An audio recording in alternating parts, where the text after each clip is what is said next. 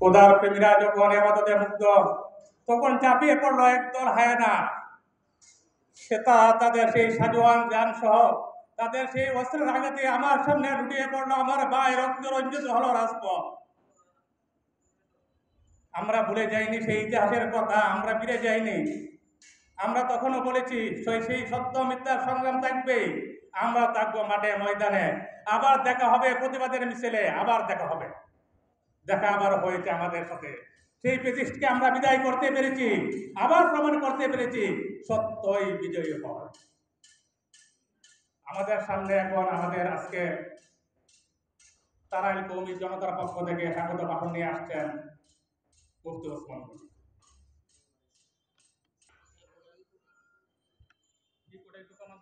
আসসালামু আলাইকুম ওয়া রাহমাতুল্লাহি ওয়া বারাকাতুহু। নাহমাদুহু ওয়া নুসাল্লি আলা রাসূলিহিল কারীম, আম্মা বা'দ। ফাআউযু বিল্লাহি মিনাশ শাইতানির রাজীম। বিসমিল্লাহির রাহমানির রাহিম। তুল মুলকা মান তাশা ওয়া তানজি'ুল মুলকা মিম্মান তাশা ওয়া তু'ইজ্জু মান তাশা ওয়া তুযিল্লু মান তাশা বিয়াদিকাল খায়র ইন্নাকা আলা কুল্লি শাইইন কাদির। মহান আল্লাহ পাক রব্বুল আলামিনের দরবারে অসংখ্য অগণিত শুকরিয়া আদায় করি যে মহান আল্লাহ পাক রব্বুল আলামিন আমাদেরকে মুসলিম হিসেবে জন্ম দিয়েছেন, পৃথিবীতে আল্লাহ পাক রব্বুল আলামিনের প্রতিনিধি হিসেবে পাঠিয়েছেন। তাই সবাই বলে আলহামদুলিল্লাহ। আমরা সবাই জানি বর্তমান আমাদের এই বাংলাদেশের প্রেক্ষাপটে এক নতুন বিপ্লবের মাধ্যমে এক নতুন দেশ আমরা উপহার পেয়েছি। কিন্তু এই দেশ উপহার পাওয়ার ক্ষেত্রে অসংখ্য অগণিত মানুষের রক্ত, শুধু রক্ত নয়, জীবন দিয়ে তারা আমাদেরকে এই মুক্ত আকাশ উপহার দিয়েছে। আমরা আজকে এখানে তারাইল কওমি ছাত্র জনতার ব্যানারে তাদেরকে বিশেষভাবে স্মরণ করার জন্যই এই আয়োজন করেছি। আল্লাহ পাক রব্বুল আলামিন যেন তাদেরকে, আমরা যেরকম হৃদয় থেকে তাদেরকে ভালোবেসে স্মরণ করতে এসেছি, আল্লাহ যেন তাদেরকে পরকালে আল্লাহ তাআলার ভালোবাসা যেন দান করেন। সবাই বলে আমিন। আমি যদি একটু পিছন থেকে ফিরে তাকাই, 2013 সাল যখন স্বৈর শাসক ইসলাম প্রিয়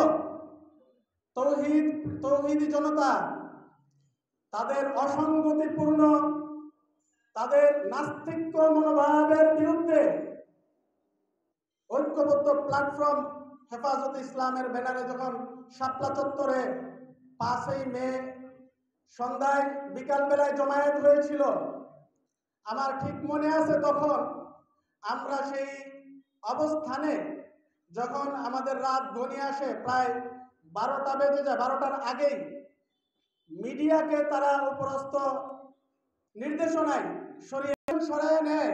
মিডিয়া যখন চলে যায়, আমরা বললাম যে আপনারা চলে যাচ্ছেন, বললো যে আমাদের উপর থেকে অর্ডার আসছে, চলে যেতে হবে। তাদেরকে সরিয়ে নিয়ে রাত 3টার দিকে আমরা এক রকমের ঘুমন্ত, যারা ঘুম থেকে উঠতেছে, জিকির তাসবিহ তাহলিল করতেছে, তখন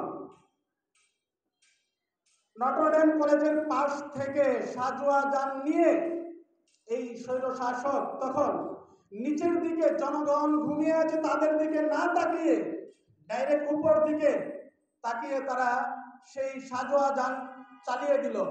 মানুষজন এর নিচে পড়ে পিষ্ট হয়ে যাচ্ছে এবং অনর্গল তারা গুলি বর্ষণ করতেছিল।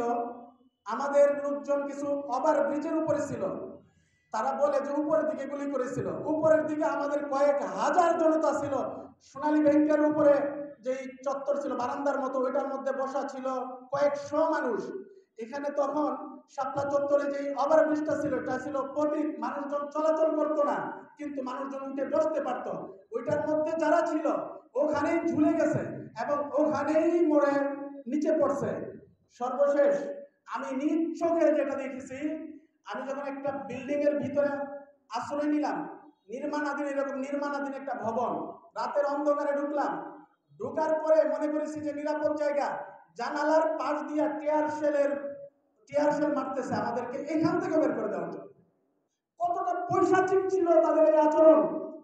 ফজরের সময় যখন ঘোষণা দিল আপনারা বের হয়ে যার যার গন্তব্যে চলে যান, না হয় আমরা এখানে অপারেশন চালাবো, তখন ভয়ে ভয়ে আমরা বের হইলাম। বের হইয়া যখন আমি তখন খিলগাঁও থাকি, খিলগাঁওয়ের দিকে রওনা দিব, কমলাপুরের দিকে যাব, তখন আমার চোখের সামনে দুইটা ট্রাক, বড় বড় দুইটা ট্রাক তিরপাল দিয়ে ঢাকা শাঁসা করে যাচ্ছে। এর ভিতরে তারা কি পরিমাণ লাশ নিয়ে গেছে আজ পর্যন্ত সঠিক তথ্যটা আমরা পাই নাই। সেখান থেকে শুরু হয়েছিল সেই স্বৈর শাসকের বিরুদ্ধে আমাদের আন্দোলন। সেখানে সহস্রাধিক মানুষের প্রাণ হারিয়েছিল। তারপর একের পর এক আন্দোলন চলতেছিল। এই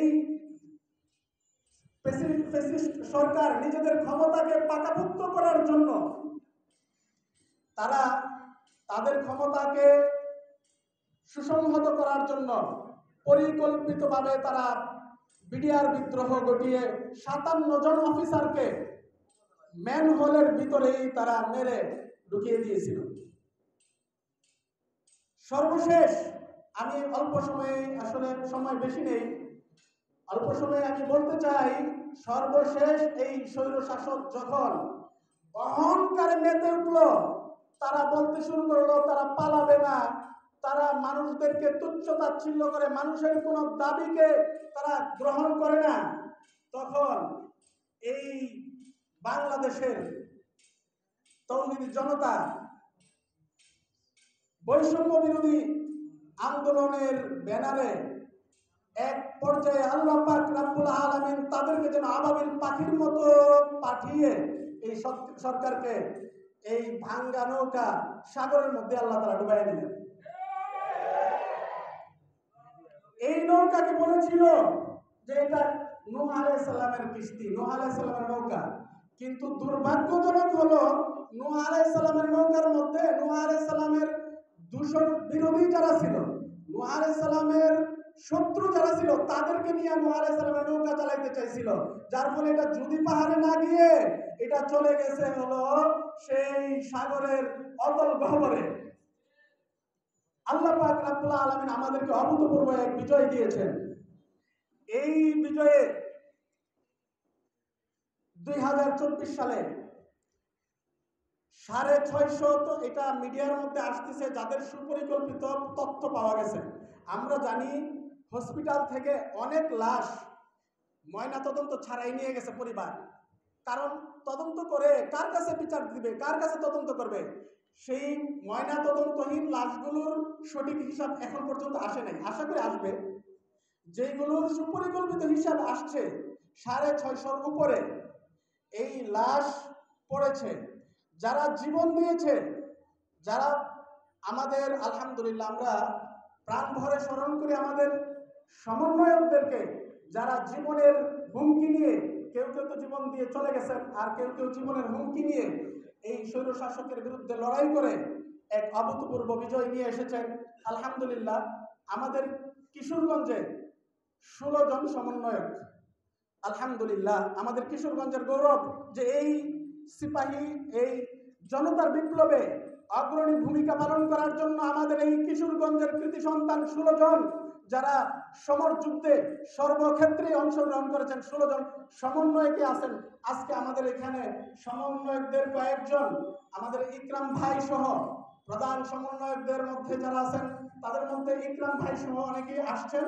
আমরা এখানে ইনশাআল্লাহ স্টেজে তাদেরকে দেখতে পাবো। এবং আমাদের এই তাড়াইলের যারা শহীদ হয়েছে তাদের তালিকার মধ্যে আমাদের তাড়াইলের হাসলা গ্রামের তরিকুল ইসলাম রুবেল নামে একজন শাহাদাত বরণ করেছেন, আরেকজন আছেন তালজাঙ্গা রুবেল আব্দুল্লাহ তালজাঙ্গা, 2 জন শাহাদাত বরণ করেছেন। আল্লাহ পাক রব্বুল আলামিন তাদের কবরকে জান্নাতের বাগিচা করে দিন, তাদেরকে শাহাদাতের উচ্চ মর্যাদা দান করুন। এবং এই 2024 সালে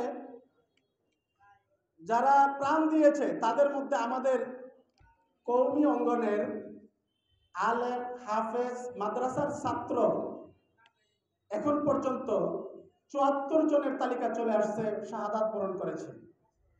হসপিটালে কাতরাচ্ছে, কারো চোখ নষ্ট হয়ে গেছে, কারো হাত কেটে ফেলতে হয়েছে, কারো পা নেই, এমন গুরুতর অসুস্থ যারা জীবন সন্ধিক্ষণে অবস্থান করতেছে, এমন অসুস্থতার তালিকা তো এটা সীমাহীন অনেক।